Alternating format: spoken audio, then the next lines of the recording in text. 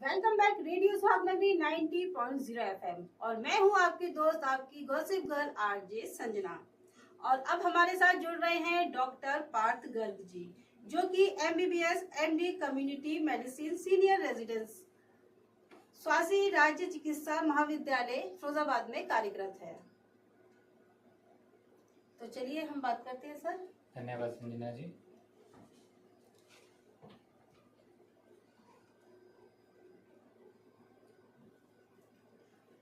Doctor Partha जी, आपसे सवाल है, सरकार की तरफ से टीबी मरीजों के लिए कौन कौन सी मुफ्त सुविधाएं या योजनाएं उपलब्ध कराती हैं?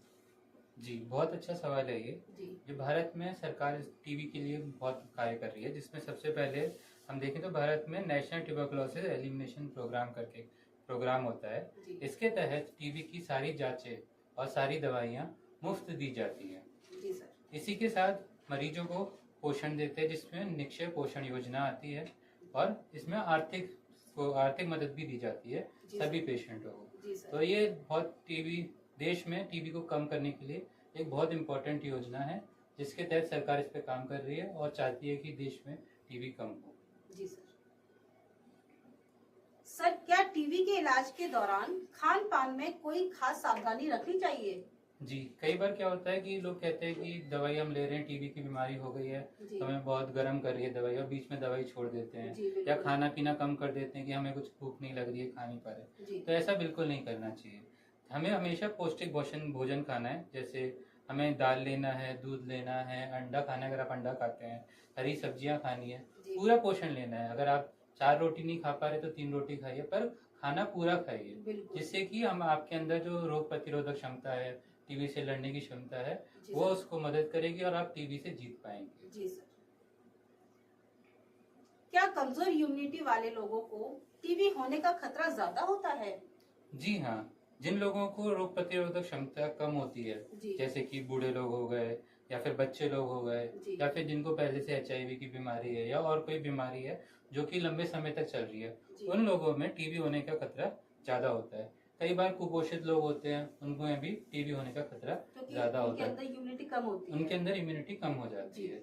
इसलिए हमें ध्यान रखना है उन लोगों को, खास करके टीबी से बचें और जांच करवाएं। बिल्कुल सर। डॉक्टर साहब, क्या बच्चे भी टीबी की चपेट में आ सकते हैं? जी हाँ, जैसे कि हमने अभी बात की थी कि रोग प्रतिरोधक क्षमता कम होने के चक्कर में हमें बीमारी हो सकती है, तो बच्चों के अंदर भी रोग प्रतिरोधक क्षमता कम होती है, इसलिए बच्चे भी कई बार टीबी की चपेट में आ जाते हैं। तो इसमें कोई डरने वाली बात नहीं है। बच्चों के लिए भी टीबी की दवाइयाँ होती हैं जो कम नंबर की होती हैं, और वो दवाई देके बच्चों को भी सही किया जा सकता है और पूर्णतः इलाज किया जा सकता है। तो इसमें जरूरी ये है कि अगर किसी को टीबी है घर में, तो बच्चों की जांच करा के बच्चों का भी इलाज कराना जरूरी है। जी बिल्कुल। डॉक्टर पार्थ जी, वीसीजी वैक्सीन क्या टीबी से क्या संबंध है? जी हाँ, जो बीसीजी वैक्सीन होती है ये नवजात शिशुओं को दी जाती है, और टीबी के गंभीर रूप जैसे कि टीबी मेनिंजाइटिस या मिलियरी टीबी, जैसे हमने बात की थी एक्स्ट्रा पल्मोनरी टीबी, जो टीबी पूरे शरीर में फैल जाती है, इन सब टीबियों की बचाव देती है।